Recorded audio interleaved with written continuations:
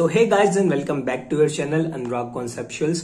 तो last video के अंदर हमने इनहेरेंट लिमिटेशंस ऑफ ऑडिट पढ़ लिया था, ठीक है, और वो टॉपिक इंपॉर्टेंट है तो उस लिमिटेशंस को ध्यान में रखना। चलो आगे हमारा टॉपिक है relationship of auditing with other disciplines. अब ऑडिट के साथ साथ एक ऑडिटर को अदर सब्जेक्ट्स की नॉलेज भी होनी चाहिए, जैसे कि अकाउंटिंग, लॉ और इकोनॉमिक्स, बिहेवियरल साइंस एटसेट्रा। अब देखो ऑडिटर करता क्या है, फाइनेंशियल स्टेटमेंट्स को चेक करता है, तो ऑडिटर को यह भी तो पता होना चाहिए कि फाइनेंशियल स्टेटमेंट्स बनते कैसे हैं। मतलब उसे अकाउंटिंग की भी तो परफेक्ट नॉलेज होनी चाहिए, है ना, क्योंकि जब उसे अकाउंटिंग की परफेक्ट नॉलेज होगी तभी तो वो चेक कर पाएगा ना कि इसकी एंट्री करेक्ट तरीके से पास की गई है, इसका एडजस्टमेंट सही से किया गया है या नहीं किया गया। ठीक है, सो अकाउंटिंग और ऑडिटिंग में एक काफी गहरा नाता है। ऐसे ही लॉ और ऑडिटिंग में भी क्लोज रिलेशनशिप है। An auditor should have the good knowledge of business laws affecting the entity. अब मान लो ऑडिटर को सारे लॉज की जानकारी तो नहीं हो सकती, लेकिन हाँ जो बिजनेस लॉज हैं, जो बिजनेस से रिलेटेड लॉज हैं, उनकी जानकारी तो होनी चाहिए। ठीक है, तभी तो ऑडिटर ये देख पाएगा कि जो बिजनेस लॉ की रिक्वायरमेंट है वो कंपनी ने या ऑर्गेनाइजेशन ने फुलफिल करी है या नहीं करी है। क्लियर? तो इसी तरीके से यहाँ पे बहुत सारे डिसिप्लिन के साथ रिलेशन दे रखा है। अगर मैं इंपॉर्टेंस की बात करूं तो हाँ टॉपिक थोड़ा सा इंपॉर्टेंट नहीं है, तो इसीलिए मैं इसको बस थोड़ा सा रीड करवा रहा हूँ। ये हाँ स्टार्टिंग के जो दो है ना, auditing and accounting and auditing and law, इन दोनों का काफी ज्यादा रिलेटेड है, मतलब ये काफी ज्यादा रिलेटेड होते हैं, और बाकी के बस ध्यान रखना, पढ़ लेना अपने हिसाब से। और इसके जो नोट्स है वो प्रोवाइडेड कर दिए गए हैं, डिस्क्रिप्शन में चेक कर लेना, लिंक मिल जाएगी आपको। ऐसे ही auditing and economics, behavioural science, stats and maths, और इसके अलावा auditing and data processing, auditing and financial management and auditing and production, ये इन डिसिप्लिन के साथ ऑडिटिंग का रिलेशन है। बस पढ़ जाना, इसके अलावा कुछ नहीं करना है। हम अपना नेक्स्ट टॉपिक स्टार्ट करते हैं, जो कि मोस्ट प्रोबेबली लास्ट टॉपिक है चैप्टर का, आई गेस। एक मिनट चेक कर लेते हैं इसे। हाँ जी, लास्ट टॉपिक है क्वालिटीज ऑफ एन ऑडिटर। इसके बाद जो हमारा पहला चैप्टर है ना ऑडिट का, वो खत्म हो जाएगा और फिर हम अपना एसेज वाला पोर्शन स्टार्ट करेंगे। ठीक है, स्टैंडर्ड्स ऑन ऑडिटिंग। चलो भाई, क्वालिटीज ऑफ एन ऑडिटर। अब एक ऑडिटर के अंदर कौन कौन सी क्वालिटीज पोजेस करनी चाहिए? सबसे पहले जो ऑडिटर है वो ऑनेस्ट होना चाहिए।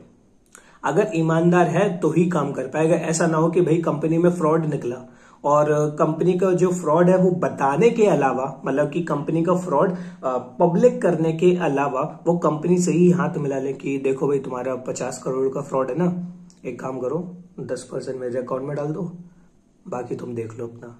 ऐसा नहीं करते हैं। ठीक है, ऑडिटर ऑनेस्ट होना चाहिए। चलो पढ़ते हैं आगे। He is concern with the reporting on the matters of the business and other institutions. अब इंस्टीट्यूशंस के जो भी बिजनेस मैटर्स हैं या फिर जो अदर मैटर्स हैं, ऑडिटर को उस पर रिपोर्ट करना पड़ता है। मतलब कि ये जो इंफॉर्मेशन दे रखी है ना फाइनेंशियल स्टेटमेंट्स के अंदर, ये इंफॉर्मेशन सही है या नहीं। ठीक है, इस तरीके से वो रिपोर्टिंग करता है। ही must have the high degree of integrity backed by adequate independence. Integrity का मतलब वो ऑनेस्ट होना चाहिए, और बैक्ड बाई एडुकेट इंडिपेंडेंस। ऐसा नहीं है कि जो ऑडिटर है वो डिपेंडेंट है कंपनी के। हम लोगों ने सबसे पहले मीनिंग ऑफ ऑडिट में पढ़ा था, it is an independent examination. Independent का मतलब क्या था? ऑडिटर कंपनी पे डिपेंडेंट नहीं है, ऑडिटर अपना काम क्या कहते हैं, स्वतंत्र रूप से कर सकता है। ठीक है, it is independent. So he must have a highest degree of integrity backed by adequate independence.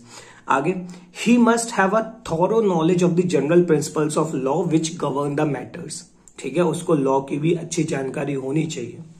He must pursue an intensive program of theoretical education in subjects like financial and management accounting, general management, business and corporate laws, computers and information system, taxation, economics, etc. अब भाई auditor कौन बनता है? एक chartered accountant. अब chartered accountant जो होता है वो ऐसे ही तो कोई बन नहीं जाता, उसे बहुत इंटेंसिव प्रोग्राम से पास करना पड़ता है एजुकेशन के। पहले फाउंडेशन होगा, फिर सीए इंटरमीडिएट होगा, फिर ट्रेनिंग होगी, फिर सीए फाइनल होगा, बहुत सारे सब्जेक्ट्स पढ़ने पड़ते हैं। ठीक है। तो यही बोला है कि जो एक ऑडिटर है उसे परस्यू करना एक बहुत intensive programme of theoretical education, और ये जो सब्जेक्ट से बता रहे हैं ये सारे सीए मतलब सीए कोर्सेज में आते हैं कहीं ना कहीं अलग अलग लेवल पे। कुछ इसमें फाउंडेशन के हैं, कुछ क्या बोलते हैं सीए इंटरमीडिएट के हैं, कुछ फाइनल लेवल के हैं। ठीक है, आगे the auditor should be equipped not only with the sufficient knowledge but also with an understanding of the special features peculiar to the particular business whose accounts are under audit. अब auditor को theoretical knowledge के साथ साथ एक understanding भी power होनी चाहिए। जैसे कि अगर हम बात करें किसी पर्टिकुलर इंडस्ट्री जैसे पेपर इंडस्ट्री, तो ऑडिटर को भाई ये पता होना चाहिए कि जो पेपर इंडस्ट्री में वर्क होता है वो कैसे होता है। अब ये पता तो होगा नहीं उसे, वो वहां जाके उसे सीखेगा, समझे। तो पहले तो उसे एक थॉरो नॉलेज होनी चाहिए सारे थ्योरेटिकल सब्जेक्ट्स की, और अंडरस्टैंडिंग पावर होनी चाहिए कि वो वहां जाके समझ सके कि भाई ये बिजनेस होता कैसे है, ये पूरा काम कैसे करते हैं। Are you clear? आगे समझ में। ऑडिटर के सबसे पहले इंटेंसिव प्रोग्राम के थ्रू गुजरना पड़ता है जिससे कि उसके पास थॉरो नॉलेज आ जाए थ्योरेटिकल सब्जेक्ट्स की, और थॉरो नॉलेज के साथ साथ एक अंडरस्टैंडिंग पावर भी आनी चाहिए जिससे कि वो एक पर्टिकुलर बिजनेस को समझ सके। Next, an auditor must be honest, that is he must not certify what he does not believe to be true and must take reasonable care and skill before he believes that what he certifies is true। अब auditor को honest तो होना ही चाहिए। Honest का मतलब यहां पर यह है कि उसे वो चीज सर्टिफाई नहीं करनी चाहिए जो कि उसे सच नहीं लग रही है। मान लो कंपनी ने बोल रखा है कि भाई हमने 100 करोड़ की सेल करी है मिस्टर ए को। अब कंपनी ने बोल दिया तो ऑडिटर को लग रहा है कि नहीं ये हो ही नहीं सकता, मिस्टर ए तो इंसॉल्वेंट है। तो ऑडिटर को लग रहा है ना कि ये सच नहीं है, तो ऑडिटर इसे सर्टिफाई नहीं करेगा।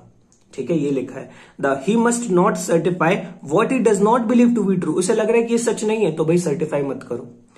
और ऑडिटर जो है वो एक रीजनेबल केयर और स्किल को एक्सरसाइज करेगा before he believes that what he certifies is true. मतलब किसी भी चीज को सच मानने से पहले ऑडिटर को reasonable care and skill exercise करनी पड़ेगी। ठीक है, ऐसे ही किसी भी स्टेटमेंट को सच मानना नहीं है। क्लियर? तो ये थी हमारी कुछ क्वालिटीज ऑफ एन ऑडिटर जो एक ऑडिटर के पास होना जरूरी है। ठीक है, तो यहां पे जो हमारा चैप्टर नंबर 1 है वो कंप्लीट होता है थ्योरेटिकली। ठीक है, इसके बाद हम स्टार्ट करेंगे कुछ basic assess from the essay 200। इससे पहले हम डिस्कस करेंगे कि एसेस क्या होते हैं, एसेस कौन बनाता है, किस तरीके से नंबरिंग हुई है, और उसके बाद हम बेसिक एसेस स्टार्ट कर देंगे।